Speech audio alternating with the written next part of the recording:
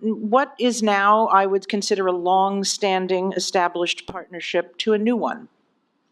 It's a pleasure to introduce Susan Magsamen, a visionary and one of the leading global voices advancing a simple but transformative idea that beauty, design, the arts, and sensory experience are not nice to have, but foundational to health, cognition, and longevity. As the founding executive director of the International Arts and Mind Lab at Johns Hopkins University, she has helped build a rigorous, evidence-based field demonstrating how creative experiences shape brain health, mental resilience, learning, and emotional well-being across the lifespan. What makes Susan especially compelling is her ability to translate research into real-world impact. She bridges neuroscience and design, data and culture, policy and practice, showing how these insights can influence healthcare systems, cities, workplaces, schools, and the built environment. Her work speaks directly to innovation, productivity, prevention, and long-term value creation. That's why we're particularly excited to announce a new partnership between Susan's work and the Global Wellness Institute, one that will include an upcoming design challenge aimed at reimagining how environments, experiences, and systems can measurably support human health and flourishing. This collaboration reflects a shared belief that the next chapter of wellness will be shaped as much by design, thinking, and creativity as by medicine and technology. At a time when wellness is becoming central to economic growth, corporate strategy, and societal resilience, Susan brings clarity, credibility, and inspiration to the conversation. She's also a wonderful human being whom we will all love. However, her train was canceled, so she was very, very sad. So she will be joining us in a moment via Zoom. But first, we're going to play a short video that she sent, which is absolutely beautiful, and then you will see Susan, if the gods of connectivity are on our side, on Zoom. So please roll the video.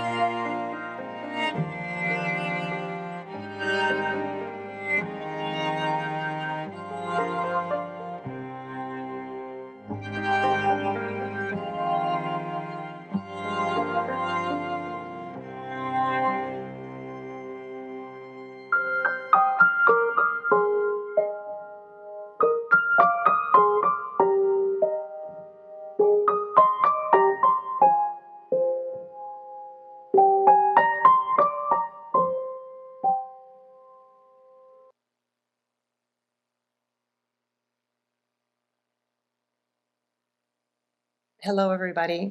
I hope you can hear me. Bill, can you just give me a thumbs up if I'm on screen?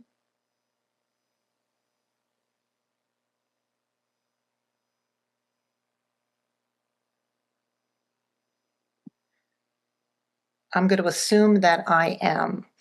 Uh, Yes, we hear you and see you. Thank you so much. Well, I do believe that the goddess of technology is with us. I hope that your cortisol has been a little lowered by the video. I want to thank Nancy and the Global Wellness Institute. It's such an honor to partner with you. And it's ironic that space and place has created a barrier for me not to be with you today. But I do believe that virtual spaces are also places. And today is an incredibly special and audacious day. And I'm thrilled to announce the Intentional Spaces Roadmap that outlines a strategic plan forward for wellness in places and spaces we live and work in. But before I do, I want to share a brief story that offers the why this and the why now. Next slide. So in 2004, I met Marilyn Peterson. She and her husband, George, wanted to make a gift to Johns Hopkins University School of Medicine to understand how the brain works. Her one request was that we study the arts and aesthetic experiences, and specifically the built environment. The work that I'm sharing here today would not have happened without Marilyn Peterson, and we owe her a great debt to her vision in thinking deeply about this work. Next slide. So 22 years later, we are standing on the verge of a culture shift where the arts, architecture, and aesthetics can deliver potent, accessible, proven health and well-being solutions to billions of people. Next. The IM Lab Center for Applied Neuroaesthetics mission is to amplify human potential through the study and translation of arts and aesthetics. And we define arts as creative expression in all forms. I think you want to go a couple slides forward. Next slide and next slide. And then one more. There we go. So to achieve this, we work in four major research areas. The first is in translational research. The second is in field leadership, community building, and then the fourth is in education and outreach. Next slide. And while I've always thought that philosophers, artists, and children have always known the power of the arts, it's only been in the last 30 years that we've been able to non-invasively get inside our heads to study the extraordinary ways the arts impact us. We now know that data science and AI are actually enhancing this ability. But neuroaesthetics is the study of how the arts and aesthetics measurably change our brains, body, and behavior, and how this knowledge can be translated into practices that advance physical and mental health, wellness, learning, public health, and so much more. So by design, neuroaesthetics is a translational discipline. Next. And while we're rapidly learning more about arts and aesthetics, what we do know from a scientific perspective is that they simultaneously alter a complex physiological network of interconnected neurological and biological systems. This is basically impacting our brains and bodies like no other modalities. So as we start to understand more of this, we're seeing that the arts and aesthetics are these super powerful neuromodulators. Next slide. So I talk a little bit about neuroaesthetics, but what is neuroarts? Next slide. And just for clarification, neuroarts is a new interdisciplinary field, and it's rooted in the science of neuroaesthetics and other ways of knowing, while we're looking at this ultimate North Star of making arts and aesthetics part of mainstream medicine, public health, and society at large. And it lies at the intersection of the arts and aesthetics, health, science, and technology. Next slide. And what's extraordinary is that this field is accelerating at an unprecedented rate in literally every sector, from business, arts and culture, healthcare, education, public health, to architecture, urban planning, interior design, and design at large. And there are literally millions of people through organizations around the world that are engaged in this work, and the momentum is growing. Next slide. So this is one of my favorite slides. The metaphor of the elephant in the room is very relevant to neuroarts. First, these creative expressions are ancient and powerful, like the elephant. E.O. Wilson talked a lot about the fact that humanity could not have developed without these creative expressions. Secondly, depending upon what part of the elephant you touch, you're going to get a different purpose and a different result. And third, and I think really importantly, the elephant represents a cautionary tale. If we don't nurture and protect the arts and aesthetic experiences, we will lose them. Next slide. So the timing couldn't be more perfect because the world is in great need. And the World Economic Forum has stated most recently that humanity's core needs must be met by a blend of technological advances and profound ethical, social, and environmental responsibility that fosters a future that prioritizes collective well-being over pure economic expansion. So the arts and culture in all of its forms turn out to be an important pillar for our whole health. Just like nutrition, exercise, sleep, and nature. And architecture and design are a fundamental core domain. So if you think about it, you are in a space or a place at every moment of your life. Next slide. So to better understand this and the role of unique environments, in the spring of 2019, my colleague and co-author of Your Brain on Art, Ivy Ross, and I had the opportunity to put neuroaesthetic principles into action at the Milane Fair in Milan in an exhibit called A Space for Being. Next slide. This led to the first International Intentional Spaces Summit in Washington, D.C. in 2023 at the Bloomberg Center. The goal of the summit was to bring all the stakeholders together, from designers and researchers to contractors, policymakers, funders, and developers, to set a course for the future. Next slide. These 10 key themes emerged at the summit to really lay the groundwork for how we think about this diverse expertise and lived experience within the built environment. And I hope you can take a snot of this. I won't call these out, but you will see these core themes established and driven throughout all of the work that we've done in the roadmap. Next slide. So re-enter Marilyn Peterson and the Peterson Foundation. Same family 22 years ago that believed that spaces and places could save the world. So in 2025, we formed the Neuroaesthetics Collaborative with key change makers, including the Academy of Neuroscience and Architecture, the Milken Institute, HKS Architects, and my lab. Each partner has a unique superpower, from investment strategies with Milken to programs including Building Brain Coalitions and Project Y, led by Upali Nande from HKS. Next slide. All of these initiatives over the last 7 years have led to this moment. Next slide. To the launch of the Intentional Spaces Roadmap. It's a comprehensive strategic plan to build the field of intentionals design. It aligns efforts across sectors and disciplines. It advances interdisciplinary research.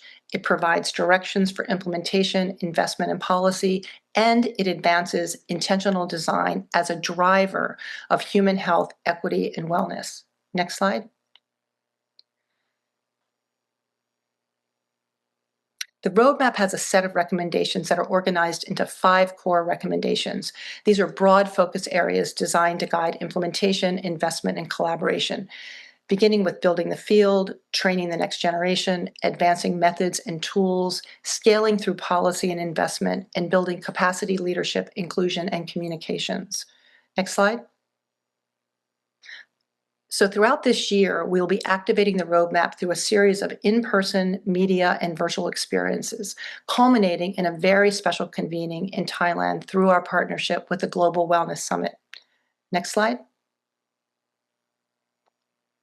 Our outcomes are clear, integrating traditional KPIs like energy performance, durability, and cost efficiency with the development of new metrics that include health, wellness, and human flourishing, interdisciplinary design with key stakeholders, and a shift in mindset, policy, and practice where evidence-based design aligns with human thriving. As you might be thinking now, well, how could this actually materialize and manifest in real world efforts? Next slide. Well, the good news is around the world, there are projects that have begun to embrace neuroarchitecture and principles that design this kind of work on an ongoing basis. But I want to share one with you that I have been extremely proud to work with. Next slide. Let me introduce you to Crystal Bridges campus in Bentonville, Arkansas. Here, Alice Walton envisioned a community where every sector comes together to create a wellness ecosystem through design, urban planning, architecture, and programming.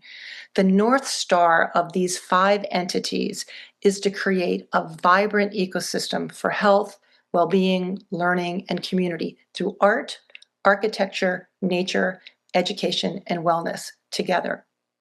Next slide. But there's more.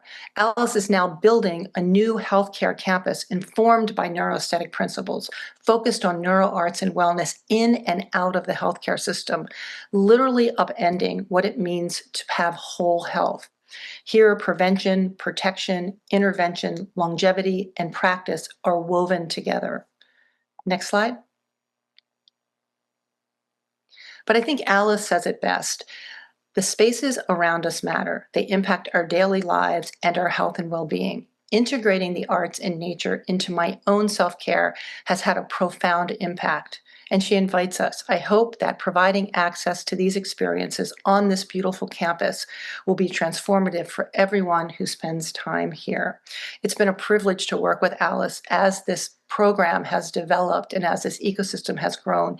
And we're now seeing it, as I said, in many parts of the world, in many different sectors. And it's an extremely exciting time to see this work come together. Next slide. So while I'm not there, my colleague Ann Palmer is, and she's happy to answer any questions. And additionally, there's a press package with more information that we're excited to share with you. And finally, by using this QR code, you can download the full Intentional Spaces roadmap from this link. And I look forward to continuing this conversation with you, only next time in person. So thank you.